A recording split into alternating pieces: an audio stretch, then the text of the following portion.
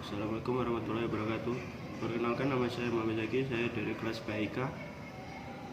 Di sini saya akan membacakan hadis tentang hadis pendidikan, media pendidikan Islam perspektif hadis, yang berbunyi ahbarona bayatun kola hadasana laisu an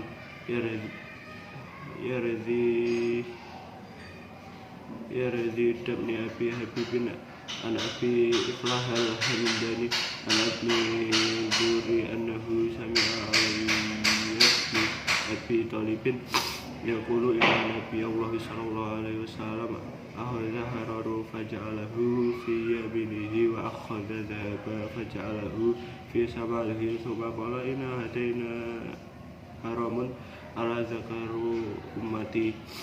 Telah mengabarkan kepada kami Qutaibah, ia berkata telah menceritakan kepada kami Al-Laits dari Yazid bin Abu Habib dari Abu Aflah Al-Hamdani dari Ibnu Zurair bahwasanya dia pernah mendengar Ali bin Abi Thalib berkata, Nabi SAW mengambil sutra kemudian meletakkan di sisi kanan dan mengambil emas lalu meletakkan di kirinya, kemudian bersabda, sungguhnya kedua benda ini haram kaum laki-laki dan dari umatku.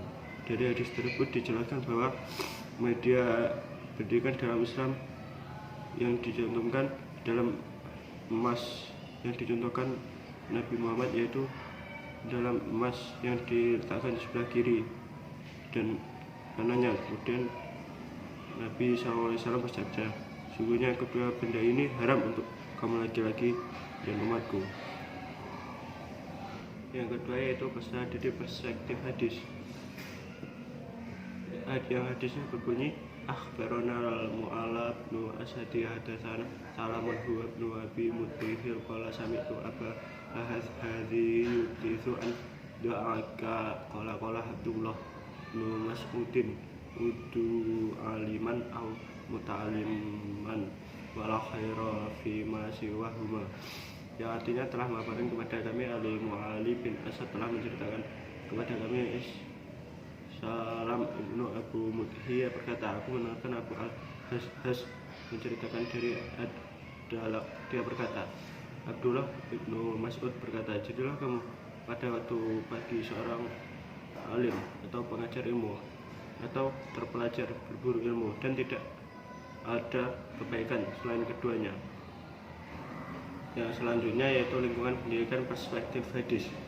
Hadisnya yang berbunyi hadasani Musa bin Ismailan hadasana Abu Wahidi hadasana Abu Burdah bin Abdillah qala sami'tu Abu Abi Musa an Abi radhiyallahu anhu qala Rasulullah sallallahu alaihi wasallam masalul jalisi solihin wal jalisi sawa'in kama sali sahibi miski wa kiri hadadilaya temuka min sahibil miski ima tarihi au tajid durihahu wa kiru hadadi riku badanaka au saubaka au tajidu minhu rihan habisah. Telah menunjukkan kepada saya Musa bin Ismail, telah menunjukkan kepada kami Abdul Wahid, telah menunjukkan kepada kami Abu Burhan bin Abdul berkata, aku mendengarkan Abu Burhan bin Abu Musa dari bapaknya radhiyallahu anhu berkata, Rasulullah SAW bersabda, perumpamaan orang yang bergaul dengan orang saleh dan orang yang bergaul dengan orang buruk seperti penjual minyak wangi dan tukang tempat besi. Pasti kau dapatkan dari perdagangan minyak. Apakah kamu memberi minyak wanginya atau sekedar mendapat bau wanginya? Sedangkan dari tukang tempat besi atau membakar badanmu atau kainmu, atau kamu akan mendapatkan bau yang tidak sedap. Yang selanjutnya yaitu evaluasi pendidikan perspektif hadis.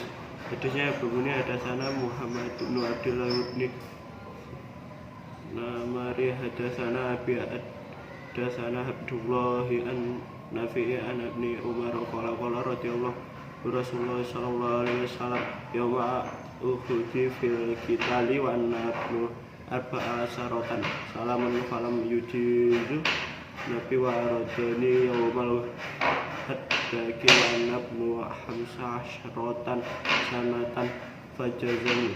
Telah menjelaskan kepada kami Muhammad bin Abdul bin Numair telah menceritakan kepada kami, aku telah menceritakan kepada kami Ubaidullah dari Nafi dari Ibnu Umar, dia berkata Rasulullah SAW memeriksa aku ketika hendak berangkat perang Uhud. Ketika itu saya baru berusia 14 tahun sehingga beliau pun tidak membolehkan aku ikut pergi perang. Ketika hendak berangkat ke medan perang kada beliau memeriksa aku pula. Ketika itu saya telah berusia belasan tahun dan beliau membolehkanku untuk ikut perang.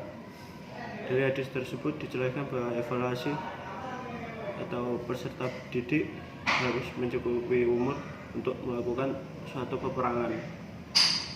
Dapat disimpulkan untuk dalam melaksanakan pendidikan mengikuti umur peserta didik tersebut untuk melengkapi salah satu evaluasi pendidikan dalam perspektif hadis tersebut.